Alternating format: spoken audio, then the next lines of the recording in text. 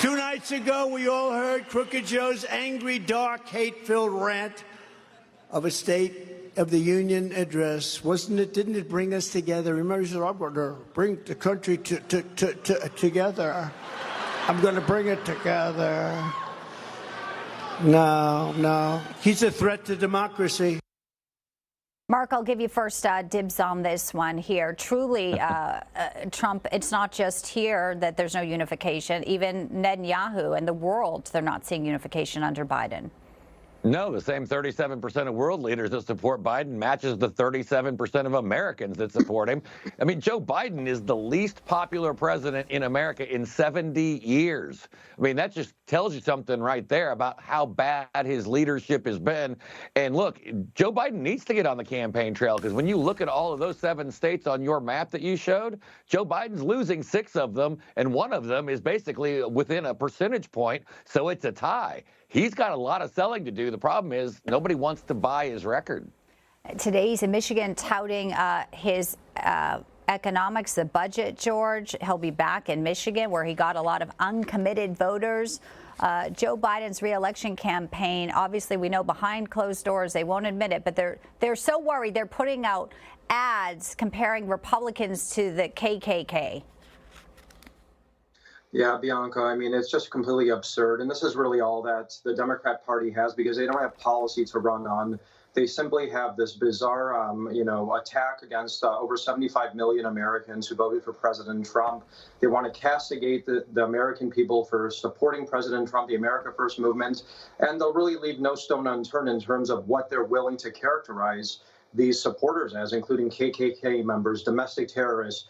You name it, they're actually going after the American people, not simply President Trump. And all I'll say is, if you want to see 2 stark and diametrically opposed descriptions and visions of America, just look at Biden's State of the Union and look at President Trump's most recent rally.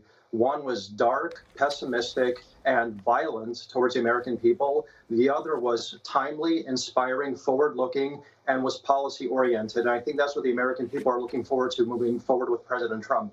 I think they're also looking forward to some clarity on the weaponization subject. I mean, legal expert Jonathan Turley is warning in an op-ed that special counsel Jack Smith is basically moving into, Donald Trump's rights here. Not just Jack Smith, but Tanya Chutkan. They're using his constitutional right to a speedy trial to try and push it close to the election, which they're not supposed to be doing. The DOJ really has that unspoken rule, Marc. It shouldn't be abutting an election. We've heard Chutkan say before, pretty frightening, the trial will not yield to the election cycle. He has some strong points here in this op-ed.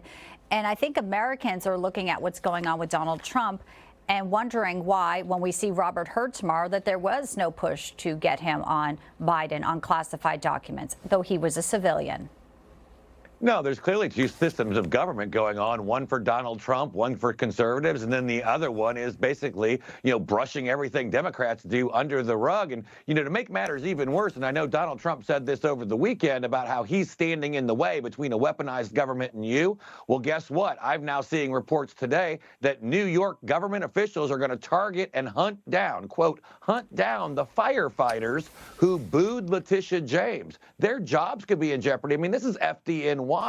These are the heroes of 9/11. They're targeting them because they booed Letitia James and chanted Trump's name. I mean, where does this stop?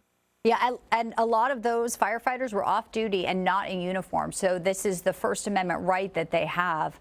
It's pretty frightening. I guess final 30 seconds. Well, when you're in New York, you go after firefighters instead of fighting crime there. You have to put the National Guard on the subways because it's just too unsafe. Got to leave it there. George, Marc, great to have you both with us. Come back real soon.